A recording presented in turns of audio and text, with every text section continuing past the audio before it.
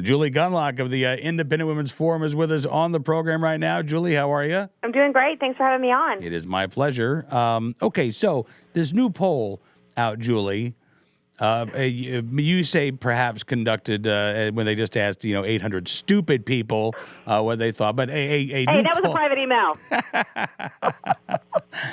A new poll shows a vast majority of Americans agree with the nutritional standards put forth by the Obama administration.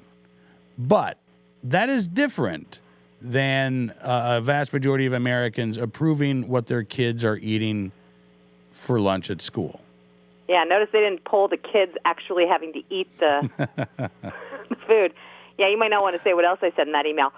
Look, people agree with, this has been promoted by the White House, by the First Lady, by a bunch of food police as making the school lunches better, adding whole grains, leafy greens, cutting fat. I mean, who's going to disagree with this, right? It all sounds great on paper.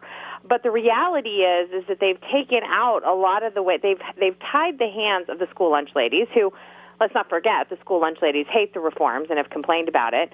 And they've tied the hands of these the people who are supposed to be serving the food, not allowing them to make food taste good. And anybody who's ever been in a kitchen knows that a lot of these sort of healthy things taste good if you add a little bit of fat, like butter or oil, if you add salt to vegetables, if you are allowed to add some sort of salad dressing to a salad. These are the things that make these vegetables taste good, and they're not allowed to do that, and that's why kids are throwing whole trays of food in the garbage can, and now we have a massive food waste problem at schools. So, look, I think that these polls are done, and they ask questions like, hey, are you happy that the food served at schools has gotten healthier? I mean, who's going to say no to that? Yes, of course, it's great. The question really is much more complicated. Kids aren't eating it, and again, it's because the food, nobody wants boiled brown rice and broccoli with no butter or salt or any flavoring. So, it's a little bit misleading. This poll is a little bit misleading, and it gives sort of this false sense that everybody's backing this. Yeah, that's why I said it is a very different question. If you ask, are you happy with what your kids are eating? Because you're right. I mean, most parents, do you support your kids eating healthy? Yes. Yes, I do. As opposed to, do you support your kids stuffing their faces with sausage biscuit flavored potato chips all day long? Yeah, they could just have accurately asked, do you support your kids starving at school? I'm not kidding. That is just as accurate a question. Do you support your children being served healthier food? Or the same question could be, do you support your children starving at school? Because you know what? The kids are being served so-called healthier food, but they're not eating it. So obviously the poll is going to be promoted by the White House and people who really backed these reforms, but we know that it has been an utter failure. The reforms of the school lunch program have been an utter failure, and it is a standard Washington fix. Pump billions of dollars into it, make it a much more heavily federal program. In other words, take away control from the locals, put all the control at USDA at the federal level, tie the hands of the locals, and again, pump more and more money into it. It really doesn't solve the problem, but it looks good on paper. When you talk about pumping more and more money into this, as I was looking at some of the stories on school lunches, I noticed a number of districts around the country are increasing their school lunch prices this year. Yeah, they have to. And some of this, they're saying they're labor costs, but also mandates. And with the expansion of the free and reduced lunch programs, which are federal programs, those are mandates, but the district still has to pay for it. And so the people who can't afford to pay full price are going to be paying more.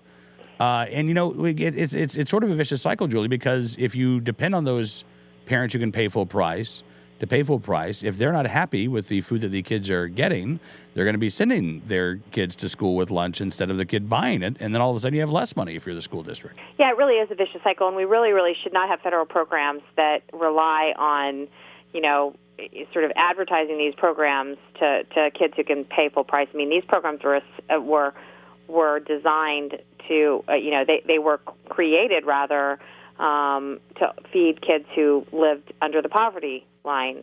These were programs designed. I mean, they first started this way back in the Depression. I mean, it wasn't sort of an official government program. That it wasn't officially authorized until decades later. But the federal government was giving out food in the 30s, and then it again became a sort of an authorized program in the 50s. But again, it was supposed to be for really poor kids. Nowadays, I mean, it is utterly astounding how many kids pay full price for this food, and it's because parents have become. I mean, a lot of parents have just said, "Hey, school provides lunch. Why would I get up 15 minutes early? Or I can do other things with my time." And so you're right. It's created this system where now the schools rely on full paying, and there is kids who pay half price. They rely on that to be able to sustain this program. It's terrible. I mean, this program is bloated. Part of the reason it serves such bad food is because it's bloated. But again, you need to attract more and more kids in order for the program to be sustained. So it is a vicious cycle. It needs massive reform, and it doesn't need just like hey, let's dump more money into it, and hey, let's put more rules, and let's restrict more things. I mean, it needs a complete overhaul. I mean, my radical idea on this is to entirely privatize the program, bring in private restaurants, and make sure that they stick to certain rules. Parents, PTA groups, the school nutrition advisor, the school nurse, and certain teachers and the principal can come up with the rules that community decides that, fine, we're going to have McDonald's in, but they can only serve grilled chicken sandwiches and salads. If the parents and the school nutrition director decide that, maybe some other schools say, hey, I don't care if they put hamburgers and fries. I mean, it should be a local school decision. And again, if you have private businesses in there, it's going to run better, it's going to serve better food, and the kids are going to love it. So but again, that's considered radical to privatize the school lunch program. That's not a popular opinion. No, absolutely. All right, listen, I want to talk to you as well about a story. It's in this month's Atlantic. Greg Lukinoff of the FIRE, Foundation for Individual Rights and Education, and Jonathan Haidt on the coddling of the American mind. Have you read this piece yet, Julie? I haven't yet, no. Is it on your to-read list? Of course, now it is. Yeah, it's really, it's interesting. Greg obviously works every day looking at what's going on college campuses. And so he writes, something strange is happening at America's colleges and universities. A movement is arising, undirected and driven largely by students to scrub campuses clean of words, ideas, and subjects that might cause discomfort or give offense. And he goes through some of this, everything from Jerry Seinfeld to a pseudonymous professor who wrote about, I'm a liberal professor and my liberal students terrify me. Yeah, I read that one. Right. Microaggression, he says, trigger warnings are two terms that have risen quickly from obscurity into common campus parlance. He says some recent campus actions border on the surreal. In April, he writes, at Brandeis University, the Asian American Student Association sought to raise awareness of microaggressions against Asians through an installation on the steps of an academic hall. The installation gave examples of microaggressions such as, aren't you supposed to be good at math? And I'm colorblind, I don't see race. But a backlash rose among other Asian American students who felt that the display itself was a microaggression. The association removed the installation, and its president wrote an email to the entire student body apologizing to anyone who was, quote, triggered or hurt by the content of the microaggressions. Did I mention, Julie, earlier in the show, we had a story about 123 Yazidi women between the ages of 17 and 30 who are learning how to shoot AK-47 so they can go kill ISIS. Yeah. We have people who can't handle a sign that's supposed to help stop microaggressions. And it's becoming institutionalized. I mean, this is becoming like it's completely okay if you feel that somehow you've been triggered, and you should have a safe space. I mean, this isn't just, look, okay, college campuses are sort of coddling the American mind. I mean, no, you are expected to sort of live in this very delicate way and be very sort of nervous about people's free thoughts.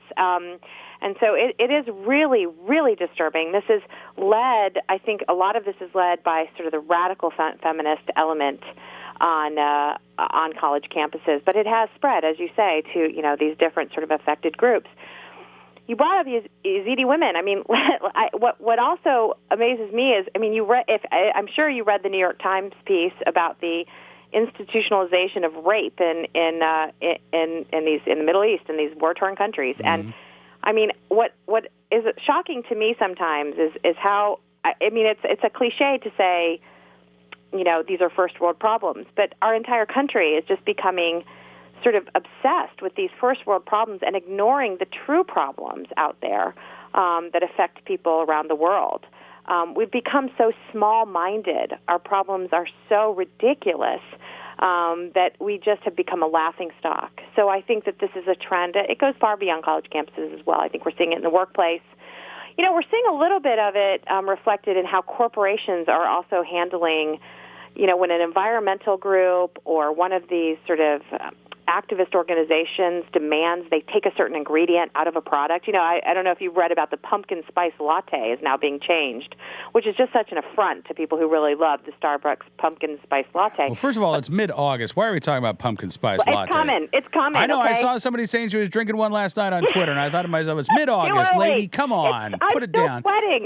Yes, but the point is that we're seeing this reflected in corporate America. Corporations are flipping over themselves. They are just falling over backwards to constantly satisfy one group over the other.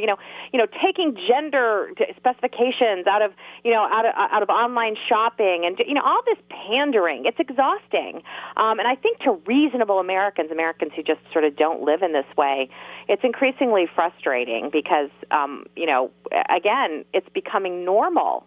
It's the normalization of this oversensitivity to everything is, I think, very disturbing to normal, reasonable Americans. I think you're right. So the big change to pumpkin spice latte, as I understand, is they're actually putting real pumpkin in it? Yes, and they're taking out some harmless artificial flavor. I mean, again, this is the kind of thing, it's like negotiating with terrorists, these food nannies, right? If they tell you that, we don't like this one ingredient because it has 14 syllables, right? So they say, it's got to be poison, right? So Starbucks and these other companies run around like chickens with their heads cut off, and they're taking ingredients out, and pretty soon they've changed the original recipe. It doesn't taste the same, it doesn't look the same, and it's made it no safer. So again, these corporations are doing all of this stuff to sort of satisfy these activists, and when they do it, the activists don't say, "Oh, thanks, that's great." No, they say, "We demand more, more, more."